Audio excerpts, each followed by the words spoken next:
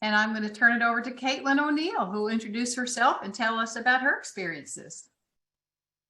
Hello, my name is Caitlin. I am a Caucasian female with glasses and long brown curly hair. And on the next slide, I'll tell you a bit about my background. So I am a second year doctoral student at UK. I'm in the Special Education Leadership Personnel Preparation Program. So my field of study involves individuals with moderate and severe disabilities, but my doctoral program also has an emphasis on individuals with multiple disabilities who have complex communication needs. My primary area of research involves improving the efficiency of effective evidence-based procedures for instruction for teaching students with moderate severe disabilities, but my research specifically looks at taking those procedures and implementing them with different procedural variations to see if we can get different efficiency measures. So how can we do these in ways that produce less student errors, that helps the students maintain the skills better over time?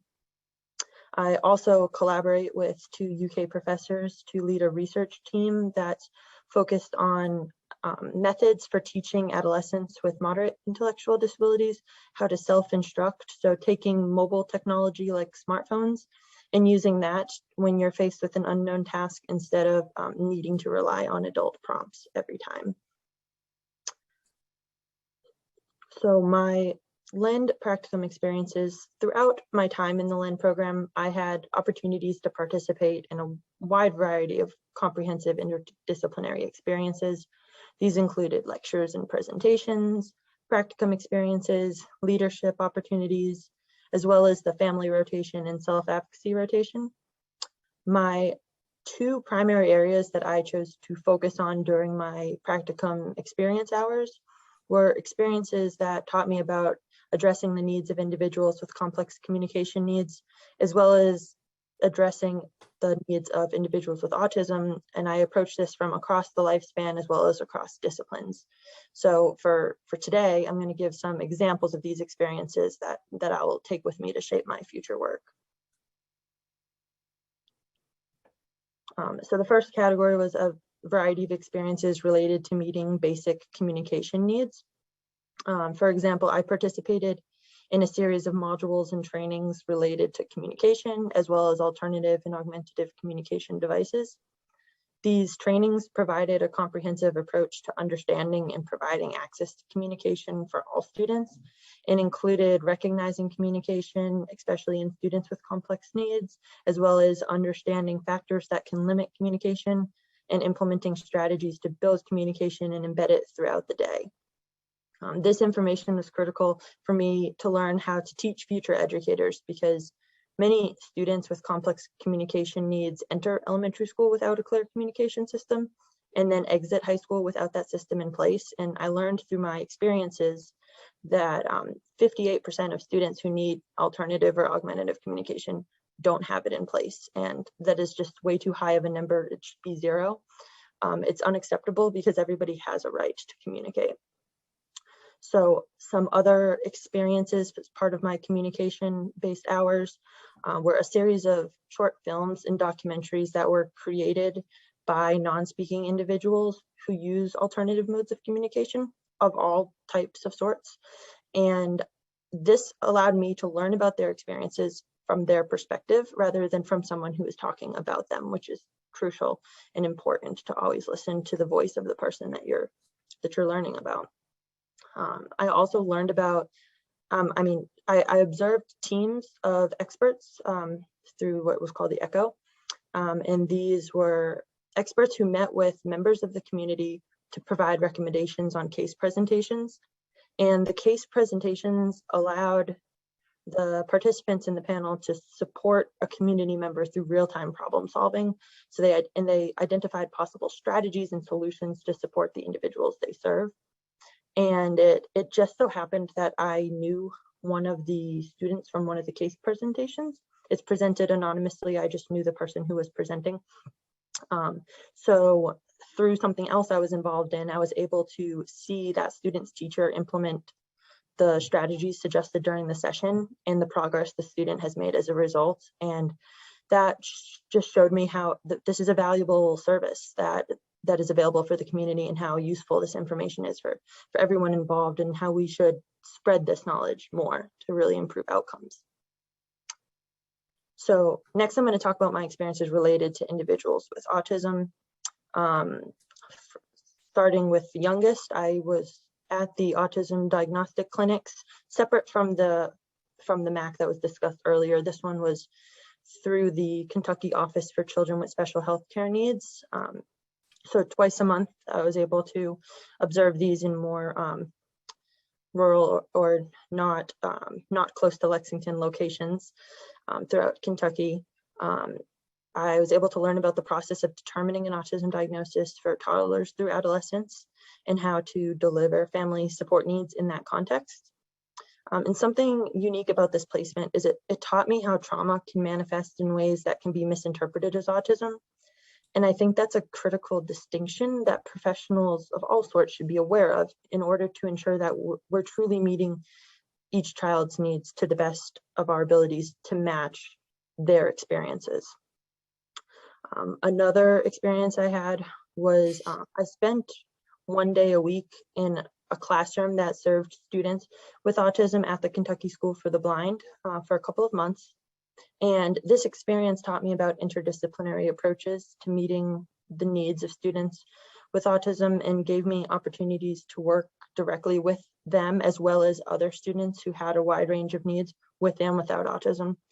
I learned about teaching beginning Braille literacy skills and concepts and strategies for modifying instruction, how to incorporate tactile components into lessons for children who are blind or visually impaired to some extent.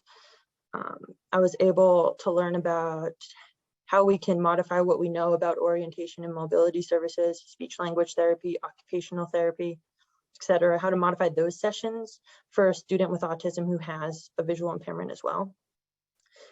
These were valuable lessons that I can pass on to future college students when I teach about supports for autism.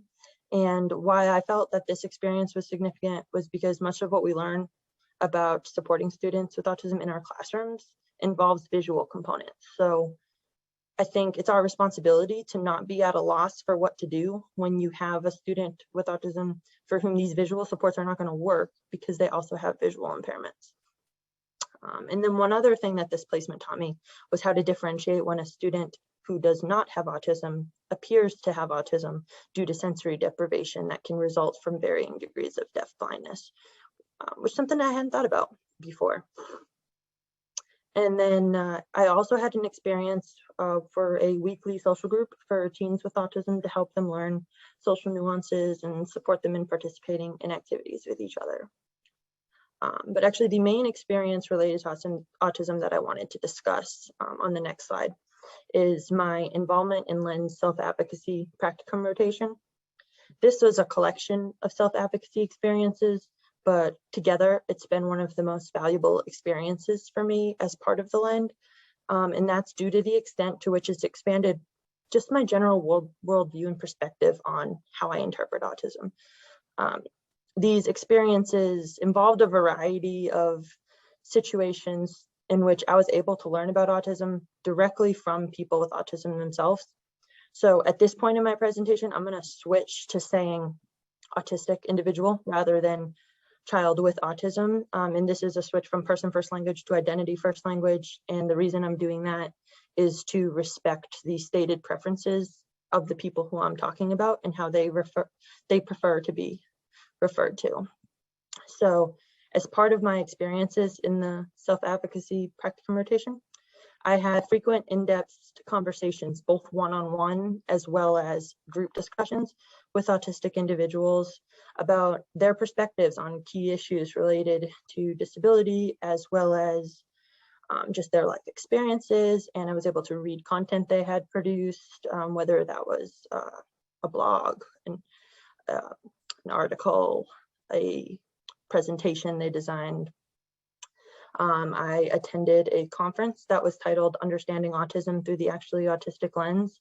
And what was unique about this is all the presenters were autistic. So you were getting information right from the source, and you knew that what you were getting was actually meaningful to the targeted population, rather than it just being expert opinion or opinion from people who have not contacted the people directly. And then part of the self-advocacy rotation was we got to create our own projects. So I chose gender and sexual identity of individuals with autism as the focus for mine, because I think that's a topic that's too often left out of undergraduate teacher preparation programs, but is just as important to include as it is for all other populations. So collectively, these experiences taught me what it's like to define and experience autism from autistic perspectives, which is just important to understand when you're providing services to people. So in my future, I will be a professor who's going to be teaching teachers and service providers how to work with this population. So it is not only valuable, but in my opinion, also essential to understand who it is we are serving, what they think, how they feel, how they experience the world, so that we can serve them in the way that is truly what they need, not what we think they need. So these self-advocacy practicum experiences provided me with this insight, and I'll just be sure to carry that with me to shape my future practices. Thank you, Caitlin, for sharing with us about your Kentucky LEND experience, your experiences and your benefits from this year. Knowing what you know now, what is one piece of advice you would give to next year's LEND trainees? Yes, so I think in addition to keeping the resource guide, I think LEND provides such an array of opportunities for you, and some of them are handed to you with the lectures and the presentations, but a majority of it you do have autonomy over what you want to do. And so my advice would be to take full advantage of making the most of the opportunity while you have all these doors open to you, and put yourself in all the situations of not only what interests you, but what you don't know about too, so that you can make the most out of experiencing all of the opportunities that are there. Thank you, Caitlin. Caitlin. Any other questions for Caitlin, Dr. Bauer? We do not have any other questions for Caitlin. Shelby Johnson. Shelby is on the call. I know she is, and she's on our next slide. Okay. So it's a great segue.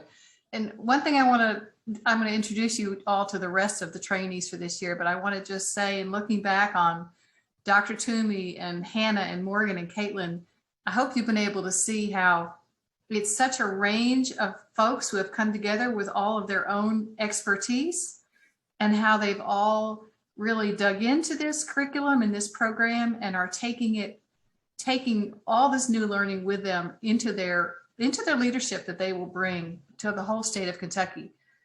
We've got Hannah, who has experiences all over the country with PT and with swimming and with adults and with children, who's going to take this work forward into her work probably in peds. We've got Morgan, who was already a leader in the field of self-advocacy, who was getting even more educated and educating us on how to support self-advocates. And we've got Caitlin, who's a special education student who will be a professor soon, who will be taking all this information forward. So I think it's just great. These three folks are great examples of the LEND cohort, as well as ones I will share with you, and what they're going to take forward from this amazing experience. Dr. Vermeil, do you want to chime in before I move on? I just wanted to take us back to one thing you said at the very beginning of your remarks, Dr. Gooden, and that is that when we began this project, and in fact, when we began writing the proposal for the project, going back now, wow, it's only been a year, hasn't it? Wow, time flies. But the impetus for this competition was to train future leaders in the area of neurodevelopmental disabilities. And that's how we framed the proposal, that's how we recruited, and that's how we brought our first cohort of 9 trainees in. Very quickly, probably about the first or second day, we realized that we had the tense wrong. Certainly these folks are going to be going on to great things in their future careers, and these three our three panelists, Hannah and Morgan and Caitlin are emblematic of this. And we have 6 others who are already leaders in this enterprise, and the incredible range and diversity and depth and sophistication of the things that they are doing in the classes, in their clinical experiences, and in the community in so many ways is just mind-boggling, you know. And I've been working in graduate training programs for many years, and this is really unique in just the range of experiences and backgrounds that our trainees, you know, bring to it. And we've increasingly come to think of them in our conversations with Dr. Shepherd-Jones, who I know is on the call, and Dr. Gooden. We think of these as our LEND fellows, not so much our LEND trainees, and we'll use those terms interchangeably, but they're training one another, they're training the field and shaping it, they're training us in what we do next year and going forward. And so that whole continuous quality improvement part of this works very well because of that, just because this project is only as good as our trainees, or shall we say as our fellows, and they're future leaders for sure, but they're already leading in just in so many of these incredible ways, and we've given just a sample here today. And Dr. Gooden, you said it much better than you already said this better than I could have, but I just wanted to underscore that. Absolutely. So let me just take a few minutes to show you some of the other trainees. You know, as we mentioned, trainees and fellows, many of these folks are in practicum experiences even as we speak. So that's why they're not all on the call today. But Shelby Johnson, who has been on the call with us today, she is a second-year graduate student in communication sciences and disorders. Shelby's had a rich array of clinical experiences during her time with the LEND, and as part of her communication sciences program. She's been at the Mac Clinic extensively. She's in the school system right now. She's had wonderful clinical hands-on experiences that Shelby's had the advantage of doing as a speech and language student. August Tuggle is also one of our trainees. August is a master's student in music therapy, which brings a new field to our LEND cohort. And August plans to work with developmentally disabled adults and do music therapy with adults. And so she is really taking what she's learning from LEND into her practice with adults with her music therapy. Very exciting. Gabby Martin is our student from EKU, from Eastern Kentucky University. Gabby is nearly finished as a doctoral student in school psych. She just passed her defense, so she will soon be a doctor. We're so proud of her. She's gotten lots of great clinical experiences in the diagnosis and treatment of people with autism, as well as other developmental disabilities. She's well-versed in telehealth delivery of services.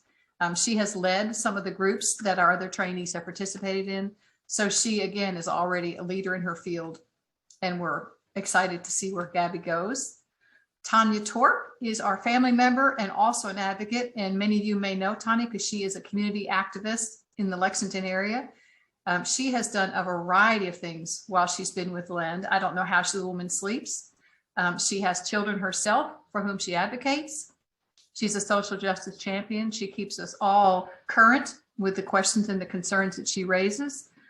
She's been a part of one of the training sessions that I've sponsored dealing with children who are born substance exposed. And she's a community organizer in her own right. So again, another amazing person that's part of the LEND cohort. And then Nathan French is one of our other trainee fellows. Nathan is a master's student in social work. He's also a self-advocate, and he is a passionate person for speaking up for the civil rights of persons with disabilities. We know that Nathan will go far in instituting more accessible social justice issues in his lifetime. And Stephanie Batastini is a doctor at the University of Louisville. She's a developmental behavioral pediatrics physician, and she has also brought an important voice, similar to Dr. Toomey's, about the situations that families encounter with their young children as they go in for diagnosis and treatment of autism and other developmental disabilities. Her specialty is helping us determine how to set up safe environments for children who tend to escape from us, which many young children will try to do. So that is just some of the broad array of expertise that these trainees all bring to the LEND program. To summarize, and we'll answer any questions that may have come into the Q&A, I just want to say, and I think you can tell, we have an outstanding array of faculty from all disciplines, from across the state. We've had an amazing array of expert speakers who have spoken to us through both semesters. You can see we have an outstanding group of students and trainees. Our trainees, if you can tell, have talked about the strength of our family mentorship program, our family rotation, and our self-advocacy rotation. They've learned so much, as well as from Dr. Toomey about pediatric services for the population that we're learning about. They've had clinical experiences through an extensive array of options, both in-person, virtual trainings, telehealth groups. So they've gotten an extensive array of hands-on work with persons with disabilities. They're having both research and leadership experiences. They're all finishing a culminating leadership project, even as we speak, and they'll be sharing this, taking this forward in the work in their careers. It's been truly an interdisciplinary group. As you can see, we have folks from all different disciplines, and we will continue to grow that interdisciplinary network of the LEND in Kentucky. And we really do believe that we are already improving outcomes for Kentucky's persons with developmental disabilities, their families, and their providers. It's a broad, we have an ambitious goal, and we really think we are making tangible progress towards this goal every year. Contact information for all of us is here, as well as the LEND website. I encourage you to go there. You can see about all of our trainees and how the LEND works on our website. And I will open it up for any other questions. We have a comment in the Q&A box, and the comment is, thank you to Hannah, Morgan, and Caitlin. You are making the future brighter for individuals affected by neurodevelopmental disorders, paving the way. End of sentence. Here, here. Thank you. Yeah. Yes. We have another question from an attendee. What plans, if any, are there for next year's cohort of trainees that came from what you all learned from this first year of trainees? Great question. Dr. Rummel, do you want to take a first stab at that? What's our change? What is our changes going to look like for next year?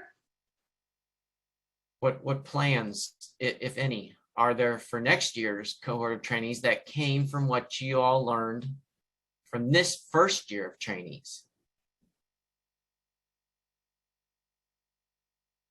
I'll take a first stab at it. Well, Dr. Rummel thinks, I'm sure he will have words of wisdom. One of the things I will say is wonderful about the LEND is we do continuous evaluation of all of our efforts. Our faculty members give us evaluation of how the practicum students are doing, how the practicum placements work. The students give us feedback about their placements, what's working, what's not working. We meet every week to talk about the things they're learning, the challenges they have. So we're constantly evaluating the program. We're going to look next year at which of the speakers were most helpful to the students. We're going to look at the scope and sequence of what we offer. Did we cover all the things that the students would have liked to learn? I mean, there's a limited time. We have 2 semesters full. So are we covering what the students need? And I would say we're still working on expanding the options that students have for practicum placements. There are so many good opportunities across Kentucky that we're always expanding the list of clinical opportunities for students to go out and learn more about services. Dr. Bauer, Dr. Rummel, anything you would add to that?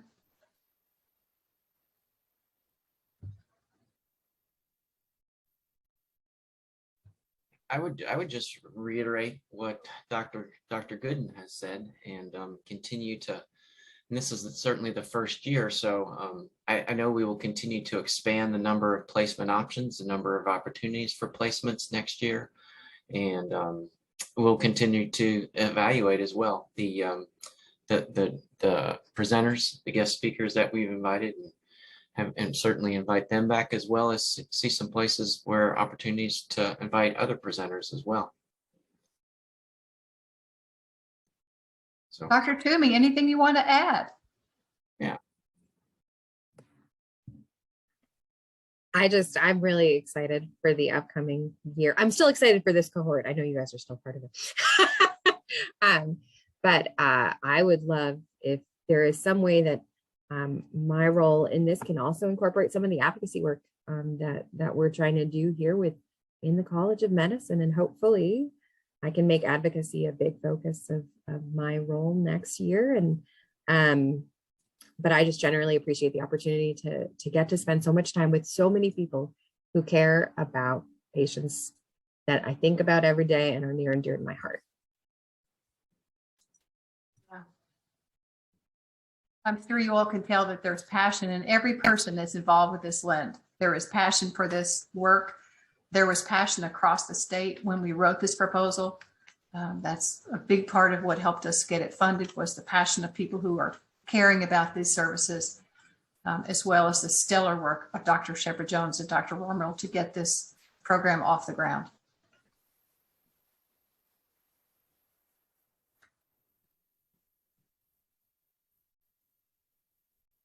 Any other comments, Dr. Bauer? We do not have any other comments or questions at this time. Okay. Well, we will keep the camera open. If anybody has questions, you can feel free to put it in the Q&A and I'll hang around. And I want to really thank our presenters, Dr. Toomey, Caitlin. Thank you, Shelby, for being here. And thanks to Hannah and Morgan for being here as well. And thank you all for your participation. Please contact us with any questions. Thanks, everybody. Thank you all for an informative presentation. Be well and stay safe.